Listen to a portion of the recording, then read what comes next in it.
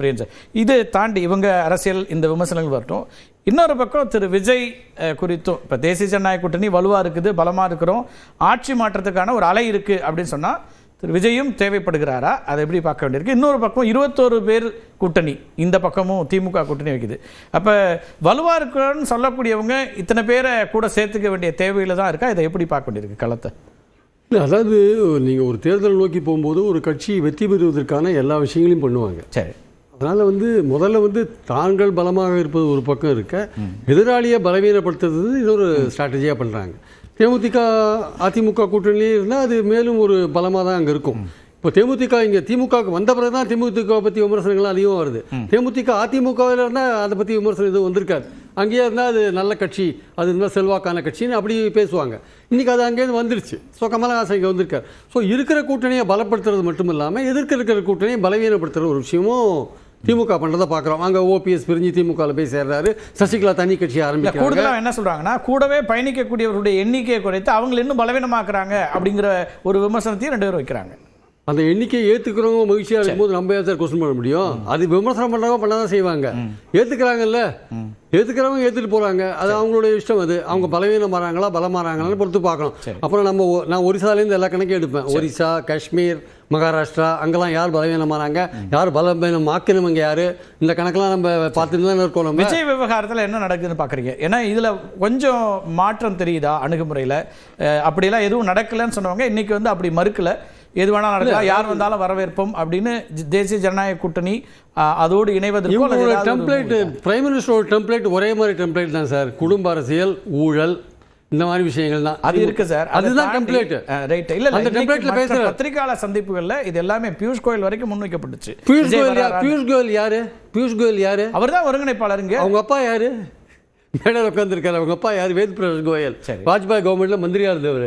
அவர் வாரிசு இல்லையா? அவர் டைனாஸ்டி இல்லையா? அது இதெல்லாம் பிரைம் மினிஸ்டர் பக்கத்தில் இருக்காங்க. யார் ஊழல் பண்ணாங்கலாம் பார்த்து பேசணும். அவர் ஆக்சுவலாக அவர் இப்போ எடப்பாடியை பக்கத்தில் வச்சுன்னு பேசினாருன்னா அது கொஞ்சம் வேடிக்கையாக இருக்கும். எனக்கு என்ன பாயிண்ட் என்னன்னா, ஒரு எதிர்கட்சியில் ஒரு எதிர்கூட்டணி இதெல்லாம் பேசுறது நமக்கு ஒன்றும் பிரச்சனை கிடையாது.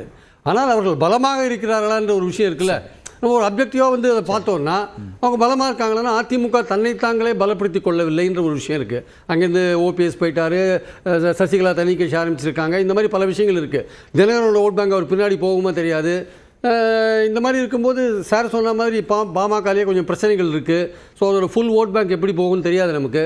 ஸோ இந்த மாதிரி பிரச்சனைகள் இருக்கும்போது அந்த கூட்டணி கொஞ்சம் ஒரு மாதிரி இன்னும் கொஞ்சம் பலப்படுத்த வேண்டிய அவசியம் அதில் இருக்கிறது நம்ம பார்க்குறோம். அப்போ அவங்க என்ன நினைக்கிறாங்க, அவங்க என்ன நினச்சாங்க, என்டிஏ கூட்டணி காங்கிரஸ் திமுக விட்டு பிரிஞ்சு போயிடும், அப்போ போனால் அது ஒரு பெர்செப்ஷன் ரேஞ்சில் அது வீக்காக போயிடும், அப்போ கொஞ்சம் நமக்கு அட்வான்டேஜாக இருக்கும்னு அவங்க நினச்சாங்க.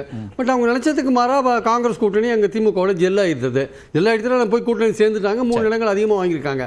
அது என்டிஏ கூட்டணிக்கு ஒரு ஷாக். அது ஆக்சுவலாக அதுக்கப்புறம் அவங்க என்ன நினைக்கிறாங்க, சரி நம்ம இந்த கூட்டணியில் யாரையாவது இழுக்கணும் அப்படின்னு தாவேக்காவை ட்ரை பண்ணுறாங்க. அதுக்கு வெவ்வேறு விஷயங்களை அவங்க பயன்படுத்துகிறாங்க வச்சுக்கோங்க. அதெல்லாம் இன்னும் டீட்டெயிலாக போக வேண்டியிருக்கும். ஆனால் தாவேக்கா வருமா இல்லையான்னு தெரியாது. தாவேக்காவுக்கு அவங்க எனக்கும் திமுகவுக்கும் தான் போட்டி அவங்க சொல்லிட்டு இருக்காங்க. நான் தான் பிரைமரி ஓட். எந்த இடத்துலையுமே இப்போ பாஜக விமர்சனமோ அதிமுக விமர்சனமோ வைக்கிறது இல்லையே, அங்கிருந்து மறுப்பும் வரலையே. இல்லை அவங்க வைக்கிறது இல்லை பேச்சு. இது பற்றி ஒரு கூட்டணி வாய்ப்பு இருக்காங்கிறதுல கூட நிர்மல்குமார் உள்ளிட்டவர்கள் அதை ஒன்றும் சொல்லலையே. இல்லை அவங்க வைக்கிறது இல்லைன்றது வேற விஷயம். அவருக்கு நேற்று கேண்டிடேட்லாம் 40 தொகுதிக்கு கேண்டிடேட்லாம் செலக்ட் பண்ணியிருக்காரு. அதெல்லாம் இருக்கு. காங்கிரஸ் கூட 234 தொகுதி விருப்பம் மனு வாங்கினாங்க சார். அதுக்கப்புறம் தான் 28 இடம்னு. விஜயுடைய பாயிண்ட் என்னன்னா, அவர் காங்கிரஸ் அந்த இடத்துல போய் சேரும் சொன்னது கூட அவங்க தரப்புல யாரும் எதுவுமே பேசவே இல்லையே. எந்த கட்சி போய் தினகரன் ஒரு கட்டத்தில் அங்கே போய் சேர்றதா இருந்து அப்பவும் விஜய் அவங்க தரப்புல ஒன்றும் பேச்சே இல்லையே. அவங்க என்ன நினைக்கிறாங்க, தாங்கள் ஒரு பேசுபொருளா இருக்கும்ன்றதே அவங்க பெருமைப்பட்டு இருக்காங்க விஜய் கட்சி. ஸோ தங்களை வச்சு எல்லாரும் பாலிடிக்ஸ் பண்ணிட்டு இருக்காங்க, இடத்த வாங்கிட்டு இருக்காங்க. ஸோ தாங்கள் ஒரு பேசுபொருளா இருக்கும், தாங்கள் ஒரு குறிப்பிட முடியாத ஒரு கட்சியா தமிழ்நாட்டில் இருக்கும்னு அவங்க நினைக்கிறாங்க போல இருக்கு ஆக்சுவலா. அதனால என்டிஏ கூட்டணிக்கு அவங்களை பலப்படுத்த வேண்டிய அவசியம் இருக்கு. அதனால அந்த பலப்படுத்துறதுக்கு தாவேக்காவை கூப்பிடுறதுக்கான வாய்ப்புகள் இருக்கு. பட் அவங்க எந்த அடிப்படையில் கூப்பிடுறாங்க, தாவேக்கா அதிமுக பாஜக அந்த கூட்டணி இப்போ இருக்கிற பாமக கூட்டணி வந்தா திமுகவுக்கு ஒரு ஃபைட் கொடுக்கும். அது அரித்மெட்டிக்கலா டிடிவி என்ன சொல்றாருன்னா, பல்வேறு கொள்கைகளை கொண்டவங்க ஒண்ணா இருப்பாங்க, நோக்கம் ஒண்ணா இருக்கு, ஒருத்தரை வீழ்த்தணும் அப்படின்னா அதுக்கான தேவை இருக்கு, ஒண்ணா வருவாங்க அப்படிங்கிற இடத்துல இருந்து நான் சொல்றேன். திமுகவை வீழ்த்தணும் நீங்க அந்த அணியில ஒன்றுபட்டா பரவாயில்ல. ஆனா நீங்க கொள்கை எதிரின்னு சொல்லிட்டீங்க முதல்ல. கொள்கை வேறு கூட்டணி வேறுன்னு எடப்பாடி சொல்லிட்டு அங்க போய் சேர்ந்திருக்காரு. அது ஒன்றும் ஆச்சரியம் இல்லை. வெவ்வேறு கொள்கையை உடையவங்க வந்து கூட்டணி. அது கேட்கிறேன் சார், காங்கிரஸ் கொள்கையும் திமுக கொள்கையும் ஒண்ணா சொல்லுங்க. வேற வேற அது எப்படி கொள்கை கூட்டணி சொல்றீங்க? அதே விதமா தானே இது. நான் மறுக்கவே இல்லை.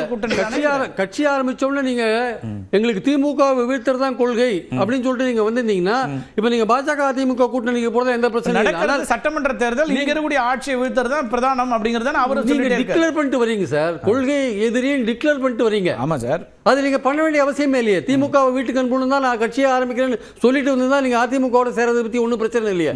பாயிண்ட் என்னன்னா நீங்க முதல்லயே இந்த மாதிரி போனீங்கன்னா உங்களுடைய நம்பகத்தன்மை கேள்விக்குரிய. உங்களுக்குலாம் தான் சார் அவர் சொல்றாரு. அவர் பேசும்போது நடக்கிறது சட்டமன்ற தேர்தல், அதனால அவரே சொல்றாரு இங்க டெல்லி வெர்சஸ் தமிழ்நாடு வெர்சஸ் டெல்லின்றாங்க, அப்படி சொல்ல முடியாது, நடக்கிறது தமிழ்நாடு சட்டமன்ற தேர்தல் தானே, அப்ப நம்ம அதை தான் எதிர்கொள்றோம்னு திரு விஜய் சொல்றாரு. அதே கருத்து திரு எடப்பாடி சொல்றாரு. தேசிய ஜனநாயக கூட்டணி தலைவர்களும் அதே விதமாக தான் எதிரொலிக்கிறாங்க. என்னாலேயே தனியா திமுக வீழ்த்த முடியும், இங்க அதிமுக என்ற கட்சியை வந்து இங்கே வந்து சீரியஸான ஒரு விஷயம் போயிட்டு இருக்கு, இங்கே வந்து காமெடி பண்ணாதீங்கன்னு அதிமுக பற்றி சொல்கிற ஒருத்தர் எப்படி தான் அங்கே போய் சேருவார்? நாங்கள் சீரியஸாக வந்து டிஎம்கே கவுண்டர் பண்ணிட்டு இருக்கோம். நாங்கள் நீங்கள் என்ன இடையில வந்து காமெடி பண்ணுறீங்கன்னு போனாடி பேச மக்களால் டெலீட் செய்யப்பட்டவங்களை பற்றிலாம் நம்ம பேச வேண்டாம். யாரும் டெலீட் செய்யப்பட்டவங்க பேசினாரு? போன வாட்டி பேசினாரு சார். போன வாட்டிங்கிறது சார் தேர்தல் காலத்துல ஒவ்வொரு நாளும் புதிய கால சூழல் மாறும்போது நீங்க இன்னும் போன வாட்டி பேசினது சார். இந்த வாட்டி அவர் எதுவும் சொல்லலையேங்கிற இல்ல, இந்த வாட்டி அவர் புதுசா பேசட்டும், நம்ம அதை பத்தி பேசலாம். தேசிய ஜனநாயக கூட்டணி வாய்ப்பு அவங்க தேடுறாங்க, ஆனா அவர் வரமாட்டாருங்கிறீங்களா? நான் சார் வரமாட்டாங்க வராங்கன்றது ஒரே நிலையில சொல்ல முடியாது சார். அதுக்கான ஜஸ்டிஃபிகேஷன் தான் விளக்கம் சொல்லி தான் சொல்ல முடியும். அவர் வந்து எதுக்காக பாலிடிக்ஸ் வந்தார்? எடப்பாடி சிஎம் ஆக்கு தான் பாலிடிக்ஸ் வந்தாரா? சரி, அது ஒரு பாயிண்ட் இருக்கு. ரெண்டாவது, அப்படியே நீங்க சொல்ல நினைக்கிற மாதிரி அவர் அங்கேயே போய் சேர்ந்துட்டு வச்சுக்கோங்களேன். That is the best situation for DMK to win. ஆமா சார், நிச்சயமா சொல்றேன். திமுக வின் பண்றதுக்கு விஜய் போய் அங்க பர்செப்ஷன்ல நீங்க சொல்ற பர்செப்ஷன் அப்ப இங்க வந்து வலுவாயிடாதா? இல்ல, வலுவாகட்டும். தேசிய ஜனநாயக கூட்டணி அங்கதான் கெமிஸ்ட்ரி ஒர்க் பண்ணாது. அங்கதான் கெமிஸ்ட்ரி ஒர்க் பண்ணும், அரித்மெட்டிக் ஒர்க் பண்ணாது. பாஜக கூட்டணியில போய் இவர் சேர்ந்தாருன்னா அங்க கெமிஸ்ட்ரி ஒர்க் பண்ணும், அரித்மெட்டிக் ஒர்க் பண்ணாது. தமிழ்நாட்டு மக்கள் அப்பவே ஏடிஎம்கே போட்டி போடுற இடங்கள் எண்ணிக்கை குறையும். அது கூட்டணி ஆட்சின்னு தெரிஞ்சிடும். கூட்டணி ஆட்சினா மக்கள் ஓட்டு போட மாட்டார்கள் என்பது என்னுடைய கருத்து. அது இன்னொன்று, அப்படி அங்கே போயிட்டாருன்னா விஜய் அங்கே போயிட்டாருன்னா ஒரு 14% மைனாரிட்டி ஓட்டு, ஒரு ஓட்டு அங்கே போகாது, எல்லாம் டிஎம்கே அணிக்கு நேரம் வந்து சேர்ந்துடும். முதல் எடுத்தோடனே டிஎம்கே 14% ஆரம்பிப்பாங்க. அதனால் என்னுடைய திமுக காரங்க பல பேர் என்ன நினைக்கிறாங்க, விஜய் அங்கே போய் சேர்ந்தா பரவாயில்ல, நல்லது, நம்ம வின் பண்ணுறது ஈஸின்னு நினைக்கிறாங்க. என்ன சார் இது?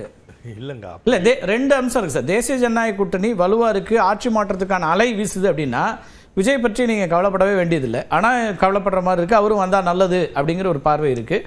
அது ஒரு வியூகமாக கூட இருக்கலாம். ஆனால் ரெண்டாவது புள்ளி பிரியன் என்ன சொல்கிறாருன்னா, அப்படி வந்தால் அது மைனஸாக தான் ஆகுங்கிறாரு. திமுக எப்படியாச்சும் 2.0 பண்ணணுங்கிற ஒரு பயங்கர ஸ்ட்ராங்காக சொல்லிட்டு தான் இருக்காங்க. திராவிட மாடல் 2.0 இருக்காங்க. அதனால தான் அவங்க வந்து காங்கிரஸ் அவ்வளோ துன்பம் கொடுத்தா கூட அதை சகிச்சுக்கிட்டு செட்டில் பண்ணிக்கிட்டாங்க. ஓகே, இவர் விஜய் அவர்களை பொறுத்த வரைக்கும் இப்போ நம்ம வந்து யாரும் இதில் விமர்சனம் பண்ணி பேசுறதுக்கு ஒன்றுமே கிடையாது. ஏன்னா விஜயை பொறுத்த வரைக்கும் இன்றைக்கும் he still cat on the வாலாக தான் இருக்கார். ஏன்னா அவரால் ஒரு தீர்க்கமான ஒரு திசையை நோக்கி செயல்படுறதுக்கு இன்னும் அவரை சுற்றி இருக்கவங்க அவருக்கு ஒரு பக்குவமான இன்ஃபர்மேஷன் ஒன்றும் கொடுக்கலன்னு நினைக்கிறேன். அதனால தான் பார்த்தீங்கன்னா ஒவ்வொரு மீட்டிங்கும் இன்னொரு மீட்டிங் பேசும்போது